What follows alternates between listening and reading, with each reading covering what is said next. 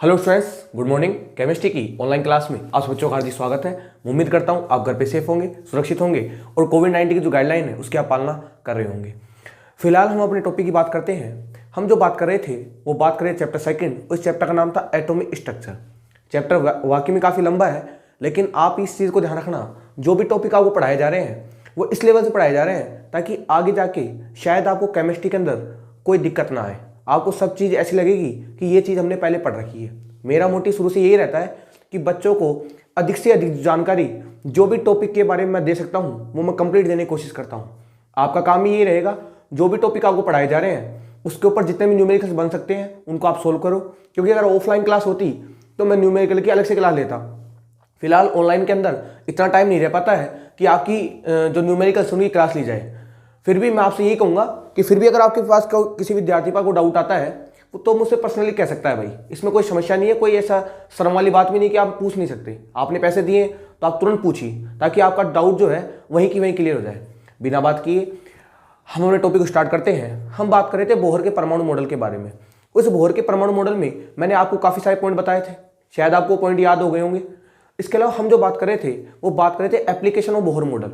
और इस application of Bohr model में मैंने आपके पास दो चीज़ निकाली थी। एक तो हमने निकाली थी रेडियस, जो अपने पास कितनी आई थी, हमारे पास कितनी आई थी रेडियस, अपने पास आई थी 0.529 into N square upon Z angstrom में। ये तो हमारे पास रेडियस आई थी। और एक हमने निकाली थी वेलोसिटी। वेलोसिटी कितनी आई थी हमारे पास 2.18 इंटू 10⁶ जेड बाई एन, किसमें मीटर पर सेकंड में। ये अगर आप सेंटीमीटर में लोगे तो क्या आ जाएगा मेरे पास 2.18 into 10⁸ Z by N centimetre per second. Centimetre per second. ये अब तक हमने तीन फॉर्मूले निकाले हैं।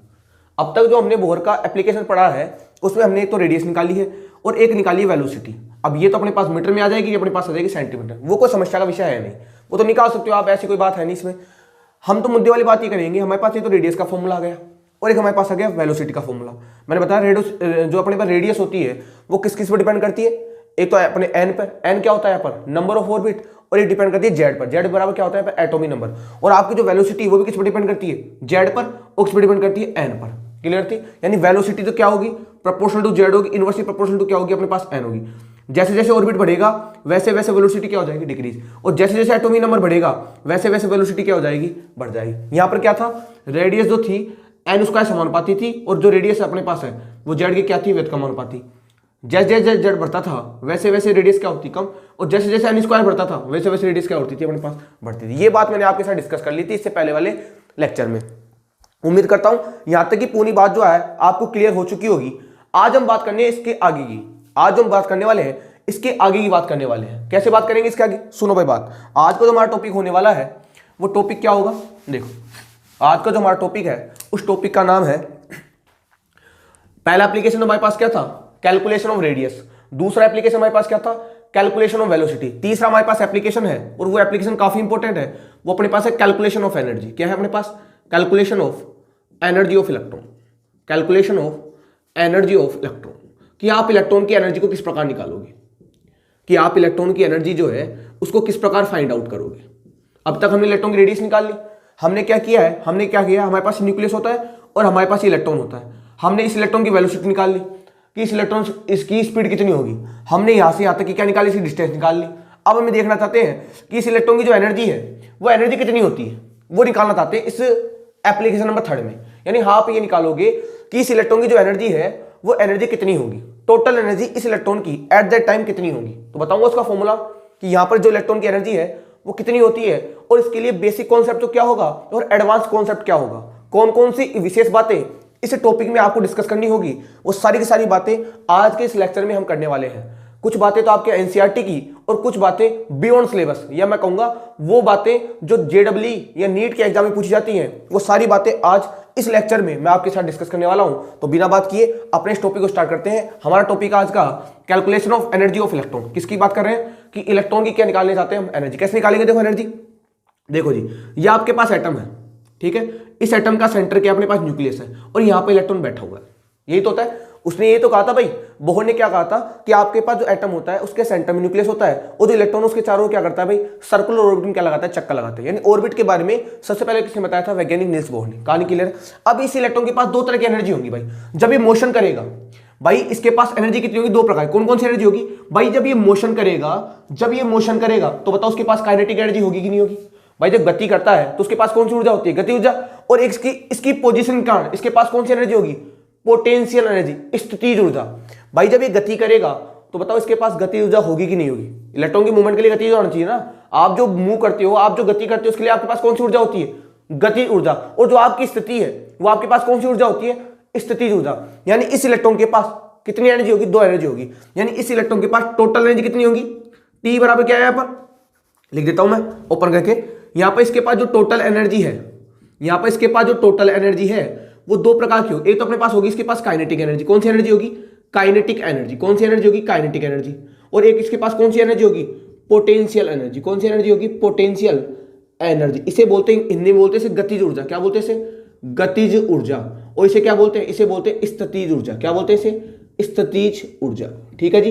यानी जब इलेक्ट्रॉन गति करेगा, जब इलेक्ट्रॉन मूव करेगा तो इसके पास दो प्रकार की एनर्जी होंगी। इसकी गति के कारण तो होगी इसके पास काइनेटिक एनर्जी, और इसकी स्थिति के कारण इसके पास क्या होगी, इसके पास स्थिति ऊर्जा। यानी अगर हमको इन दोनों ऊर्जाओं का पता लग जाए तो बताओ इस इलेक्ट्रॉन की टोटल एनर्जी हमारे पास आएगी कि नहीं आएगी। यानी अगर हमको इस इलेक्ट्रॉन की, अगर हमको टोटल एनर्जी निकालनी है तो पहले हमको क्या निकालनी पड़ेगी, इसकी काइनेटिक एनर्जी। फिर क्या निकालनी पड़ेगी हमको, इसकी पोटेंशियल एनर्जी। अगर दोनों एनर्जी का पता हमको पता लग जाए तो इन दोनों को जोड़ देंगे, बताओ हमारे पास टोटल एनर्जी आएगी कि नहीं आएगी। कहानी क्लियर है, कहानी क्लियर है। यानी इस इलेक्ट्रॉन के पास दो प्रकार की ऊर्जाएं होंगी, एक तो अपने पास होगी गति ऊर्जा और एक हमारे पास कौन सी होगी, स्थितिज ऊर्जा। और दोनों ऊर्जाओं का योग किसके बराबर होगा, कुल ऊर्जा के। यानी टोटल एनर्जी किसके बराबर होगी, काइनेटिक एनर्जी, साथ में किसके बराबर, पोटेंशियल एनर्जी। इसे शॉर्ट में बोलेंगे टीई, इसे शॉर्ट में क्या बोलेंगे, टीई। बार बार टीई लिखूंगा मैं, टी का मतलब जानेंगे ना, टोटल एनर्जी। इसे शॉर्ट में बोलेंगे केई, के का मतलब होता है काइनेटिक एनर्जी, साथ में इसे बोलेंगे पीई, पी का मतलब क्या होता है, पोटेंशियल एनर्जी। कहानी क्लियर है। इसे बोलेंगे काइनेटिक एनर्जी, इसे बोलेंगे पोटेंशियल एनर्जी, इसे बोलेंगे टोटल एनर्जी। हाँ जी, काइनेटिक एनर्जी किसकी वजह से आ रही है, ड्यू टू मोशन। किसकी वजह से आ रही है, ड्यू टू मोशन। मोशन जानते हो ना, गति के कारण। किसके कारण आती है, हिंदी में लिख देता हूं, किसी विद्यार्थी को प्रॉब्लम हो तो गति के कारण। ये किसके कारण आती है, गति के कारण। और ये अपने पास आती है due to position, due to position. यानी ये अपने पास आती है स्थिति के कारण। किसके कारण आती है, स्थिति के कारण। ये तो अपने पास आती है इलेक्ट्रॉन की स्थिति के कारण, और ये अपने पास किसके कारण आती है, इलेक्ट्रॉनों की गति के कारण। और अगर इन दोनों एनर्जी को अगर आप जोड़ दोगे तो आपके पास क्या आ जाएगी, टोटल एनर्जी। आपके पास क्या आ जाएगी जी, टोटल एनर्जी। मां समझ में क्या कहना चाहता हूं, आपके पास क्या आ जाएगी, टोटल एनर्जी। यानी हमारा पहला काम क्या होगा, हम पहले निकालेंगे काइनेटिक एनर्जी, उसके बाद क्या निकालेंगे हम, पोटेंशियल। या इसको पहले निकालो, इसको पहले, आपकी इच्छा है। देखो दोनों को जोड़ दोगे, बताओ आपके पास कौन सी एनर्जी आएगी, टोटल एनर्जी आएगी नहीं आएगी। कहानी क्लियर है यहाँ तक की, यहाँ तक कहानी क्लियर है। यानी किसी भी इलेक्ट्रॉन की जो टोटल एनर्जी होती है वो उसकी काइनेटिक एनर्जी और साथ में पोटेंशियल एनर्जी के योग के क्या होती है, बराबर होती है। ये बात समझ में आई आपको, ये बात आपको समझ में आई। अब मैं बात करता हूं कि पहले सर हम काइनेटिक एनर्जी कैसे निकालेंगे और सर फिर हम पोटेंशियल एनर्जी को कैसे निकालेंगे। इसके फॉर्मूले क्या होता है, अगर हमको इसकी वैल्यू पता लग जाए और हमको इसकी वैल्यू पता लग जाए तो दोनों की वैल्यू को जोड़ देंगे, बताओ हमारे पास टोटल एनर्जी आएगी कि नहीं आएगी। यानी अब तक हमारे पास फॉर्मूला क्या है, हमारे पास फॉर्मूला क्या आ गया कि टोटल एनर्जी बराबर क्या होता है, अपने पास काइनेटिक एनर्जी, साथ में हमारे पास क्या आता है, पोटेंशियल एनर्जी। हमारे पास आ गया फॉर्मूला नंबर 1। ये तो आया कि हमको जो टोटल एनर्जी होगी वो किस किसके बराबर होगी, ये तो kinetic energy plus potential energy. अब पहला काम हमारा क्या होगा, क्या निकालना, काइनेटिक एनर्जी। और काइनेटिक एनर्जी कैसे आती है, गति के कारण। कैसे आती है, गति के कारण। तो देखो जी, इसको मिटा देता हूं, हमारे पास फॉर्मूला आ चुका है। इसका आप स्क्रीनशॉट ले लेना भाई, इसका आप स्क्रीनशॉट लेके लिख लेना भाई। सुनो तो भाई, मुद्दे वाली बात करते हैं। सबसे पहला काम हमारा क्या होगा, सबसे पहले निकालना चाहते हैं केई। क्या निकालना चाहते हैं, केई। केई का मतलब क्या होता है, काइनेटिक एनर्जी। क्या होता है जी, काइनेटिक एनर्जी। देखो आपने पढ़ा होगा काइनेटिक एनर्जी का फॉर्मूला क्या होता है, फिजिक्स में चलता है हाफ एम वी स्क्वायर। क्या होता है काइनेटिक एनर्जी का formula, half M V square. क्या होता है, हाफ एम वी स्क्वायर। ये होता है अपने पास काइनेटिक एनर्जी का फॉर्मूला। किसका फॉर्मूला होता है, ये होता है काइनेटिक एनर्जी का फॉर्मूला। क्या होता है, हाफ एम वी स्क्वायर। चूंकि हम ये जानते हैं, बोहर नियम से क्या कहा था, बोहर नियम से क्या कहा था, जब भी इलेक्ट्रॉन, सुनो मुद्दे वाली बात जो कह रहा हूं मैं, अपने पास ये न्यूक्लियस होता है, यहां पर क्या होता है, इलेक्ट्रॉन होता है। इसके पास अंदर तो कौन सा फोर्स लगता है, अट्रैक्शन फोर्स, और बाहर कौन सा फोर्स लगता है, सेंट्रीफ्यूगल फोर्स। बताया था मैंने आपको, अंदर का लगने वाला आकर्षण बल बाहर लगने वाले अपकेंद्रीय बल के क्या हो जाता है, बराबर। यानी मैं बताया था आपको, यहां पर क्या होगा, अंदर लगने वाला आकर्षण क्या होता है, के Z E square upon R square equal to क्या हो जाता है, M V square upon are. बताओ होता है कि नहीं होता। तो इस बोल को रखो यहाँ पर, चूंकि हम ये जानते हैं, हमको किसने बताया था ये बात, तो कही थी भाई रदरफोर्ड ने। उसके बाद किसने कही थी बात, बोहर ने। क्या कहा था उन्हें, चूंकि हम जानते हैं M V square upon R equal to क्या हो जाता है, के जेड ई स्क्वायर अपॉन आर स्क्वायर। बताओ जानते ही नहीं जानते इस बात को। इस बात को बताया था मैंने आपको, 2 बार बताया इस बात को। एक बार तो रदरफोर्ड के मॉडल में और एक बार बोहर के परमाणु मॉडल में। तो बताओ आर से आर कटेगा नहीं कटेगा, तो बताओ एम वी स्क्वायर बराबर क्या हो जाएगा, K Z E square upon are, आएगा नहीं आएगा। बताओ इस एम वी स्क्वायर की वैल्यू को क्या मैं यहां से उठा के यहां रख सकता हूं क्या, क्योंकि हम जानते हैं M V square upon R बराबर क्या होता है, के जेड ई स्क्वायर अपॉन आर स्क्वायर। तो आर से आर तो कट जाएगा ना भाई, तो यहाँ क्या बचेगा एम वी स्क्वायर, यहाँ क्या बचेगा के जेड ई स्क्वायर अपॉन आर। इस एम वी स्क्वायर की वैल्यू को यहाँ से उठा के यहाँ रख दिया। तो बताओ आपके पास काइनेटिक एनर्जी कितनी आ गई, कितनी आ गई जी काइनेटिक एनर्जी, आपके पास काइनेटिक एनर्जी आ गई 1/2 साथ में K Z E square upon are. बताओ आएगी नहीं आएगी, यानी आप इसको ऐसे लिख सकते हो के जेड ई स्क्वायर अपॉन 2r। बताओ इक्वेशन नंबर 2 आएगी नहीं आएगी, निकल गई आपके पास काइनेटिक एनर्जी। आपके पास काइनेटिक एनर्जी आ चुकी है, कितनी होगी काइनेटिक एनर्जी, काइनेटिक एनर्जी कितनी होगी, के जेड ई स्क्वायर अपॉन 2r।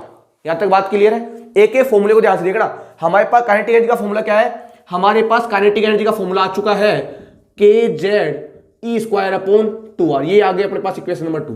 एक एक फॉर्मूले को ध्यान से देखना, हमारे पास क्या गया फॉर्मूला के का, हमारे पास के का फॉर्मूला क्या गया, के जेड ई स्क्वायर अपॉन 2r। देखो आप देखो, मैंने आपसे कहा था किसी भी इलेक्ट्रॉन के पास दो तरह की एनर्जी होती है, एक तो होती है उसके पास काइनेटिक एनर्जी और एक उसके पास होती है पोटेंशियल एनर्जी।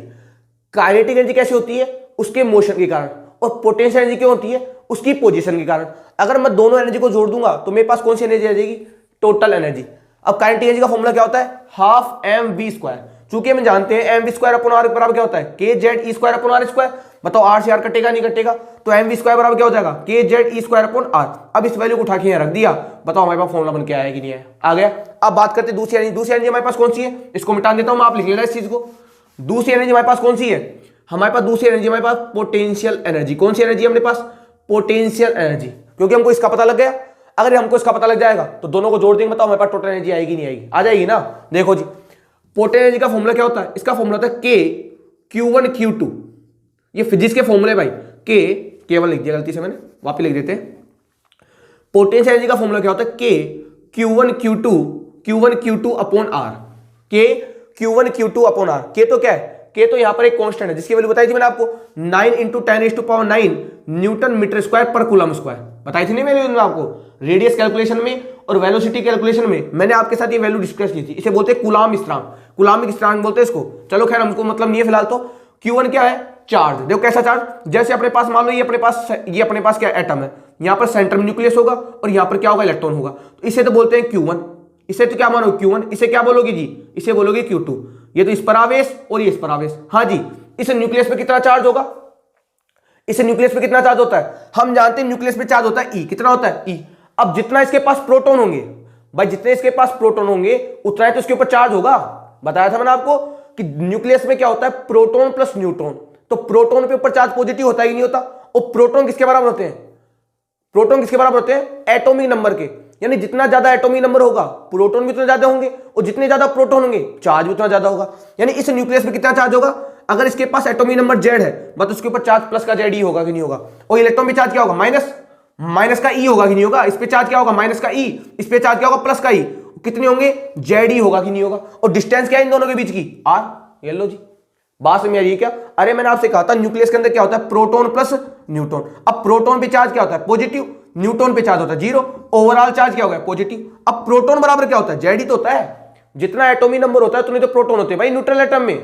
अरे उदासीन परमाणु में जितना चार्ज होता है, वो जितने अपने पास परमाणु क्रमांक होते हैं उतने क्या होता है, प्रोटॉन। तो मैं कहूंगा बताओ इसको Z के बराबर लिख सकता हूं क्या मैं, इस पे एक पे चार्ज E है तो बताओ Z पे चार्ज Z ही आएगा नहीं आएगा। और इलेक्ट्रॉन पे तुम चार्ज जानते हो कितना होता है, माइनस का E। कितना होता है, माइनस का E। यानी Q2 तो बराबर आ गया हमारे पास माइनस E, और Q1 हमारे किसके बराबर हो गया, यानी Q1 की वैल्यू कितनी है हमारे पास, ZE, और Q2 की वैल्यू कितनी है हमारे पास, माइनस का E। इस वैल्यू को उठा के यहाँ रख दे इस वैल्यू को उठा के, तो रखो, देखो क्या बनेगा। तो हमारे पास पोटेंशियल एनर्जी क्या हो जाएगी जी, हमारे पास पोटेंशियल एनर्जी कितनी हो जाएगी, के Q1 की वैल्यू कितनी है, ZE, Q2 की वैल्यू कितनी है, माइनस का E, अपॉन अपने पास क्या जाएगा, R।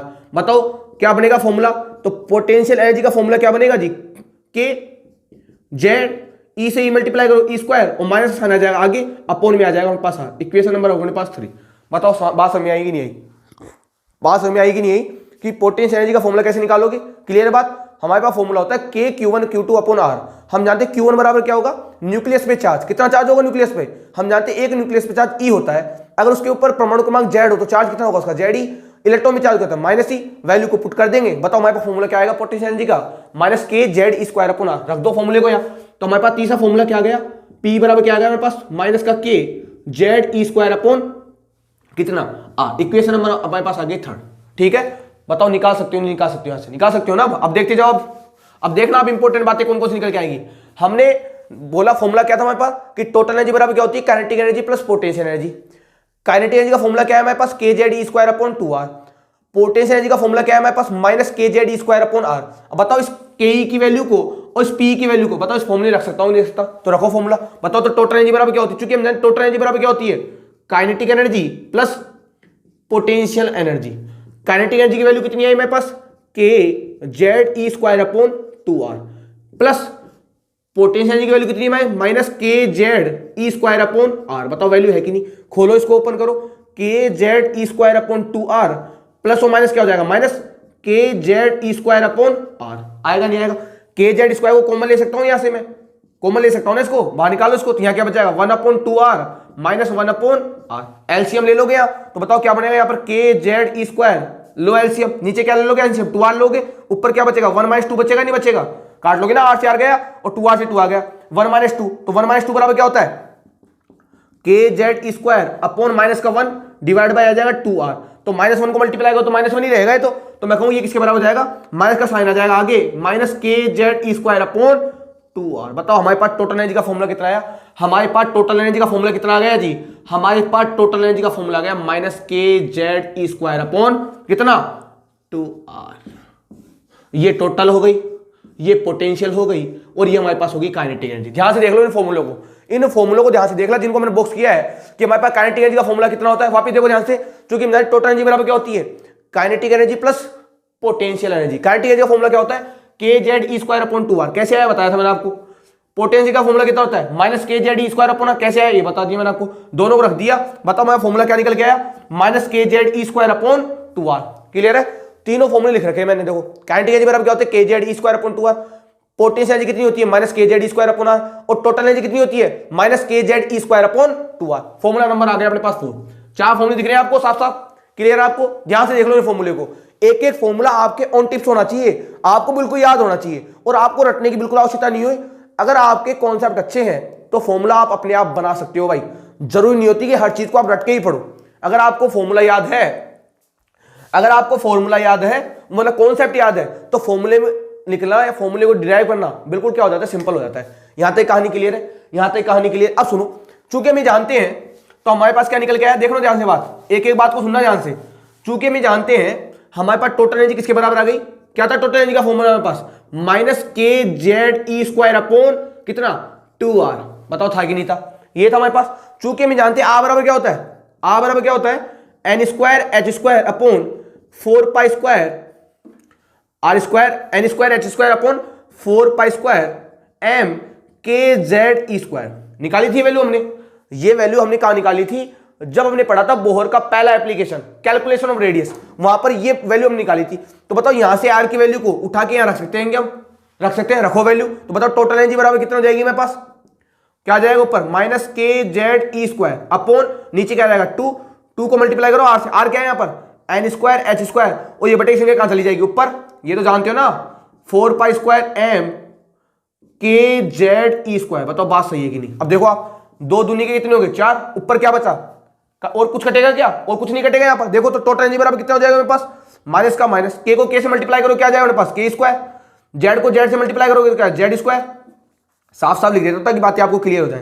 देखो भाई एक के रहा एक ये रहा, के को के से मल्टीप्लाई करो, बताओ के स्क्वायर आएगा नहीं आएगा, एक जेड ये रहा एक जेड ये रहा, जेड को जेड से मल्टीप्लाई करो क्या आएगा अपने पास जेड स्क्वायर। अब आ जाओ ई पे है स्क्वायर, ई पे स्क्वायर, ई स्क्वायर स्क्वायर क्या हो जाएगा अपने पास ई 4 होगा ही नहीं होगा भाई, ई पे स्क्वायर कितना हो जाएगा ई 4, घाते ऐड हो जाती है ना।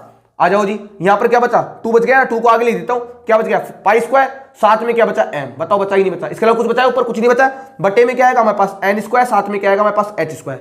बताओ बात क्लियर है कि नहीं, बताओ बात क्लियर है कि। अब बताओ इसमें कांस्टेंट कौन कौन है, देखो इस के की वैल्यू कांस्टेंट होती है, 2 खुद कांस्टेंट है, जेड तो कांस्टेंट होता ही नहीं है, क्या परमाणु क्रमांक को भी कांस्टेंट होता है, होता ही नहीं है। ई की वैल्यू कांस्टेंट होती है, पाई की वैल्यू कांस्टेंट होती है, मास इलेक्ट्रॉन का कांस्टेंट होता है, एच की वैल्यू भी कांस्टेंट होती है। बताओ क्या एम कांस्टेंट होता है क्या, नहीं। तो मैं कहूंगा पूरी वैल्यू कांस्टेंट है, कौन कौन कांस्टेंट नहीं है, निकालो कांस्टेंट को बाहर, कांस्टेंट को सबको बाहर निकालो तुम। तो टोटल एनर्जी बराबर क्या आ जाएगी मेरे पास, निकालो कांस्टेंट कौन कौन सा है। एक तो हमारे पास आ गया कितना, माइनस को बाहर निकाल लेते हैं, एक तो हमारे पास आ जाएगा के वो, एक तो दो ही आ जाएगा, एक आ जाएगा के स्क्वायर, एक आ जाएगा E4, एक आ जाएगा पाई स्क्वायर, साथ में आ जाएगा m, बटे में कौन आ जाएगा h स्क्वायर। ये वैल्यू तो क्या रहेगी, कांस्टेंट रहेगी, इनटू ऊपर क्या रह जाएगा z स्क्वायर, बटे में क्या रह जाएगा n स्क्वायर। पता आएगा नहीं आएगा, कहानी क्लियर, यहाँ तक कहानी क्लियर है। जब आप इस वैल्यू को सोल्व करोगे तो आपके पास जो टोटल एनर्जी आएगी वो अपने पास आएगी -13.6। फॉर्मूला याद रखना, जब इस पूरी वैल्यू को आप सोल्व, तो माइनस तो आएगा ना भाई, यहां भी माइनस है तो वहां भी माइनस है, तो जब आप पूरी वैल्यू को सोल्व करोगे तो वैल्यू कितनी आएगी -13.6 into Z square upon N square electron volt per atom. ये एनर्जी किसमें आएगी, इलेक्ट्रॉन वोल्ट में। किसमें आएगी energy, very very very important formula है ये एनर्जी किसमें आएगी, इलेक्ट्रॉन वोल्ट में। देखो अगर आप इस वैल्यू को पुट करोगे तो फॉर्मूला क्या आएगा हमारे पास, -13.6 into Z square upon N square electron volt per atom. इसमें आएगी आपके पास टोटल एनर्जी, क्या आ जाएगी आपके पास, ये आपके पास आ जाएगी भैया टोटल एनर्जी। क्या आ जाएगी, टोटल एनर्जी। बात समझ नहीं, मैं क्या कह रहा हूं, जब इस वैल्यू को आप पुट करो, क्योंकि के बराबर क्या होता है, यहां पर के की वैल्यू कितनी होती है, 9 इंटू 10⁻⁹ न्यूटन मीटर स्क्वायर पर कूलम स्क्वायर। जेड की वो ई की वैल्यू कितनी होती है, ई बराबर होता है 1.6 इंटू 10⁻⁹ कूलम। पाई की वैल्यू कितनी होती है, पाई बराबर होता है 3.14। ठीक है जी। एम की वैल्यू कितनी होती है, एम बराबर होगा 9.1 इंटू 10⁻31 kg। ठीक है जी। एच की वैल्यू कितनी होती है, एच बराबर होता है 6.626 इंटू 10⁻34 जूल इंटू सेकंड। रख दोगे वैल्यू को, पुट करो वैल्यू, और कितना आएगा आंसर, ये अपने पास आएगा माइनस का 13.6 into Z square upon N square electron volt per atom. देखना ये एनर्जी किसमें है, इलेक्ट्रॉन वोल्ट में। मैं वापस कह रहा हूं, ये एनर्जी किसमें है जी, इलेक्ट्रॉन वोल्ट में। किसमें है, इलेक्ट्रॉन वोल्ट में। अगर आपसे एनर्जी जूल में पूछी जाए, किसमें पूछी जाए, जूल में, तो देखो जूल में एनर्जी का फॉर्मूला क्या होता है, टोटल एनर्जी बराबर हो जाएगी मेरे पास -2.18 into 10⁻⁻18 Z square upon N square electron volt थोड़ी जूल में होगी, जूल पर एटम। सुनो बात ध्यान से, ये धमाकेदार कॉन्सेप्ट है भाई। अगर आपसे एग्जाम के अंदर एनर्जी इलेक्ट्रॉन वोल्ट में पूछी जाए तो फॉर्मूला कौन सा लगाओगे, -13.6 into Z square upon N square electron volt per atom. लेकिन अगर आपसे एग्जाम में एनर्जी जूल में पूछी जाए, जूल में क्या लगाओगे, -2.18 into 10⁻⁻18 Z square upon N square joule per atom. ये एनर्जी तो आएगी जूल में, और ये एनर्जी किसमें आएगी, इलेक्ट्रॉन वोल्ट में। ध्यान से देख लो आप इस चीज को, ऊपर वाली एनर्जी तो आएगी इलेक्ट्रॉन वोल्ट में, और नीचे वाली एनर्जी किसमें आएगी भैया, जूल पर एटम। किसमें आएगी, जूल पर एटम। बात क्लियर है यहाँ तक की, यहाँ तक बात क्लियर है आपको। मैं क्या कहना चाहता हूं, ये एनर्जी आएगी अपने पास इलेक्ट्रॉन वोल्ट में, और ये एनर्जी अपने पास किसमें आएगी, जूल में। किसमें आएगी, जूल में। कहानी क्लियर है यहाँ तक की, ध्यान से देख लो आप। इसका मतलब क्या हुआ, जो आपके पास जो एनर्जी है, टोटल एनर्जी क्या होती है, ई एन ही होती है। टोटल एनर्जी क्या होती है, ई एन, nth ऑर्बिट की एनर्जी। आपके पास जो एनर्जी है वो किस किस पे डिपेंड करेगी, ये तो डिपेंड करेगी जेड स्क्वायर पर, और ये किस पे डिपेंड करेगी, एन। ये एच नहीं है भैया, ये एन है, ध्यान रखना एन। ये क्या है, एन है, जेड एच मत मान लेना इसको। एच तो क्या होता है, प्लांक स्थिरांक, एच तो क्या होता है, प्लांक स्थिरांक। ये अपने पास एन है। यहाँ पर जेड बराबर क्या है, यहाँ पर जेड बराबर है भैया एटॉमिक नंबर। क्या है जी, एटॉमिक नंबर। और एन बराबर क्या है, नंबर ऑफ ऑर्बिट। क्या है जी, नंबर ऑफ ऑर्बिट, जो होता है 1 2 3 4 5 जो भी है एक्सेट्रा इनफाइनाइट तक। कहानी के लिए ध्यान से देख लीजिए आप इस चीज को।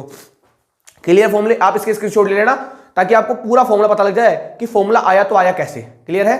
अगर आपसे बोर्ड एग्जाम में या कॉम्पिटिटिव एग्जाम में पूछा जाए कि टोटल एनर्जी इलेक्ट्रॉन वोल्ट में कितनी होती है, तो क्या फॉर्मूला होगा भैया उसका, -13.6 into Z square upon N square electron volt per atom. लेकिन अगर आपसे जूल में पूछी जाए तो कितनी होगी, -2.18 into 10⁻⁻18 Z square upon N square joule per atom. यहां जेड बराबर क्या होता है, एटॉमिक नंबर, और एन बराबर क्या होता है, नंबर ऑफ ऑर्बिट। कहानी क्लियर है यहां तक की, यहां तक की कहानी क्लियर है तो मैं बात आगे करूं। कहानी क्लियर है यहां तक की, क्लियर कि ये फॉर्मूला कैसा है, किस प्रकार ये फॉर्मूला डेवलप होता है, everything is clear, any doubt कोई। तो इस प्रकार आप निकाल सकते हो फॉर्मूला। कोई डाउट, कोई शक, पता लग गया आपको। वापस बता रहा हूं आपको, मैंने आपसे कहा था अगर आप इलेक्ट्रॉन की एनर्जी निकालना चाहते हो तो इलेक्ट्रॉन के पास दो प्रकार की एनर्जी होती है। एक तो उसके पास टोटल एनर्जी, और एक के पास एक तो इसके पास काइनेटिक एनर्जी, और एक उसके पास कौन सी होती है, पोटेंशियल एनर्जी। काइनेटिक एनर्जी किसके कारण होती है, उसके मोशन के कारण, और पोटेंशियल एनर्जी क्यों होती है, उसकी पोजीशन के कारण। फॉर्मूला कैसे निकलेगा, बताया था मैंने आपको कि काइनेटिक एनर्जी बराबर क्या होती है, हाफ एम वी स्क्वायर। क्योंकि हम जानते हैं M V square upon R बराबर क्या होता है, के Z square upon R square. तो एम वी स्क्वायर बराबर क्या आएगा, K Z square upon R, तो हाफ एम वी स्क्वायर बराबर क्या होगा, k Z square upon 2r। निकल गया के Z square upon 2r। Potential energy का फॉर्मूला क्या होता है, के Q1 Q2 upon r। Q1 क्या होता है, न्यूक्लियस पे चार्ज, Q2 क्या होता है, इलेक्ट्रॉन पे चार्ज। तो के क्या होगा, k Z e minus e upon r आ जाएगा। फॉर्मूला क्या आएगा, माइनस के Z square upon r. Total energy बराबर क्या होती है, काइनेटिक प्लस पोटेंशियल निकाल लो आप वैल्यू को, बताया था मैंने आपको अभी, आपको कैसे आएगा फॉर्मूला, माइनस के Z square upon 2r, R की होती value N square H square upon 4 pi square M K Z square, value को पुट करेंगे अपने पास वैल्यू कितनी आ जाएगी, हमारे पास अपने में क्या आएगी minus 13.6 into Z square upon N square electron volt per atom में, ये आप कह सकते हो क्या होगी minus 2.18 into 10⁻18 Z square upon N square joule per atom. ये वैल्यू किसमें है, जूल में, और ये वैल्यू किसमें अपने पास इलेक्ट्रॉन वोल्ट में। कहानी क्लियर है यहाँ तक की, क्या यहां तक की आपको कहानी क्लियर है या नहीं, बात क्लियर है। मैं क्या कहना चाहता हूं, बात समझ में आई आपको, कौन कौन सी एनर्जी काम आएगी यहां पर, कौन कौन सी एनर्जी काम आएगी, क्लियर बात है, बात क्लियर है, बोलो एनी डाउट, समझ में आई बात। अब सुनो, अगर मान लो एग्जाम में पूछ लिया जाए, देखो यहां से कौन कौन सी बातें हम और कर सकते हैं, इन फॉर्मूले से हम कौन कौन सी बातें और कर सकते हैं। देखो लेवल हमको हमारा खुद लेके चलना है, एनसीईआरटी में बस एक लाइन लिखी जाती है, बस उस लाइन को आपको डिकोड करना है। देखो जी हमारे पास ई एन बराबर क्या है, देखो यहां टोटल एनर्जी क्या होती है, ई एन क्या होती है, ये इसे बोलते हैं ई एन, ई एन का मतलब होता है एन ऑर्बिट की एनर्जी कितनी थी, minus 13.6 into Z square upon N square electron volt per atom. ठीक है, ये थी जूल में ये होती, वो तो पता है हमको इस चीज के बारे में। अब सुनो, अगर मान लो आपसे पूछा जाए कि बताओ E1 अपॉन E2 कितना होगा, क्या पूछा जाए, बताओ E1 अपॉन E2 कितना होगा, तो क्या करोगे जी, ये तो कांस्टेंट ही रहेगा ना, ये तो माइनस 30.6 रहेगा, रख बोलो भाई इसको, तुम इसको रख लो, चलो तुम कहोगे सर आप हमेशा इसको उठा देते हो, इस बार रख के देख लो, चलो जी En है, n बराबर क्या होता है, नंबर ऑफ ऑर्बिट, क्या होता है, नंबर ऑफ ऑर्बिट, तो बताओ E1 बराबर क्या होगा, रखो minus 13.6 into Z square upon N की जगह कितना रखोगे, एन की जगह कितना रखोगे, n1 को रखोगे, 1 है तो क्या रखोगे n1 का square electron volt per atom, ये तो अपने पास होगी E1। E2 क्या होगी हमारे पास, रखो value minus 13.6 into Z square upon n2 square electron volt per atom, बताओ आएगी नहीं आएगी वैल्यू, आएगी, रखो वैल्यू, तो रख जा, हाँ E2 आ गई तो यहां पे क्या आएगा, रख दोगे ना वैल्यू, ये अपने पास E1 आ जाएगा n1 का स्क्वायर, ये अपने पास आ जाएगा E2 n2 का स्क्वायर, तो रखो वैल्यू E1 अपॉन E2 कितना आ जाएगा जी हमारे पास, कितना आ जाएगा, ऊपर वाली वैल्यू को नीचे बटा कर दी उसको, तो बताओ ये से कटेगा नहीं कटेगा, कट जाएगा, तो ऊपर क्या बचेगा, देखो ये अपने पास कौन सा है, ऊपर क्या बच जाएगा जेड स्क्वायर, नीचे क्या है जेड स्क्वायर, तो बताओ जेड स्क्वायर कटेगा नहीं कटेगा, कट जाएगा, ये वाली ऊपर चल जाएगी, तो अपने पास आएगा n2 स्क्वायर अपॉन n1 का स्क्वायर, बताओ फॉर्मूला बन के आएगा नहीं है, अबे जेड से जेड तो कट जाएगा ना, सेम एटम की बात करोगे तो ये फॉर्मूला कब होगा, जब आपके पास एटम क्या होता है सेम, अगर एटम डिफरेंट हो जाएगा तो ऊपर क्या आ जाएगा, देखो ये कब काम करेगा, ये जब काम करेगा जब आपके पास एटम क्या है सेम, अगर एटम डिफरेंट होगा तो यहां लगा लोगे आप Z1 स्क्वायर अपॉन नीचे क्या जाएगा Z2 स्क्वायर, तो क्या लगाओगे फॉर्मूला क्या बन जाएगा, ये तो कब है जब आपके पास Z1 बराबर क्या है Z2, यानी जो Z1 है वही Z2 है, लेकिन अगर Z1 does not equal to Z2 हो जाएगा तो फॉर्मूला क्या बन जाएगा, ऊपर क्या जाएगा Z1 का स्क्वायर, नीचे क्या जाएगा हमारे पास Z2 का स्क्वायर, तो फॉर्मूला क्या बन जाएगा जी E1 अपॉन E2 बराबर क्या हो जाएगा जी, क्या हो जाएगा, ऊपर क्या रह जाएगा Z1 स्क्वायर, नीचे आ जाएगा ये तो n1 का स्क्वायर, ऊपर क्या चल जाएगा जी n2 का स्क्वायर अपॉन Z2 का स्क्वायर, ठीक है ना। ये फॉर्मूला कब बनेगा, जब ऐसी कंडीशन होगी कि Z1 does not equal to क्या होगा भाई Z2, जब दोनों के परमाणु क्रमांक अलग अलग हो जाएंगे तो हमारे पास फॉर्मूला ये बन जाएगा जी, और सेम होंगे तो ऊपर वाला फॉर्मूला बन जाएगा। कहानी क्लियर आपको, कौन कौन सी इंपॉर्टेंट बातें यहां से निकल के आ रही है, बात समझ आ रही है आपको, काफी सारी बातें और करनी है मुझे यहां पर, अभी मैं यहां तक बता रहा हूं आपको कि आप इन चीजों से क्या क्या पता लगा सकते हो।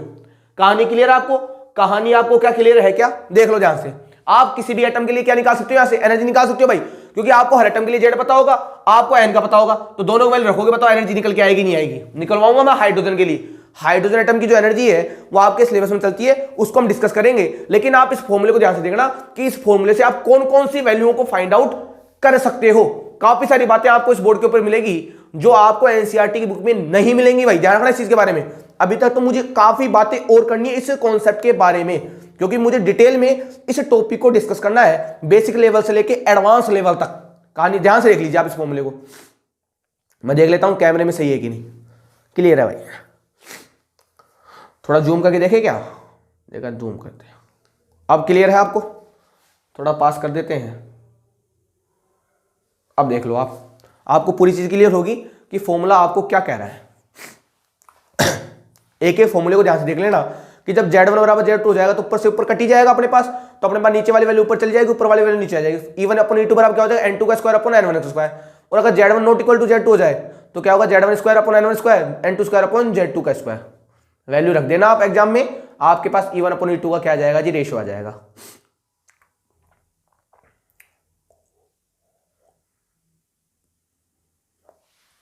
क्लियर है भाई, यहां तक की बात क्लियर है।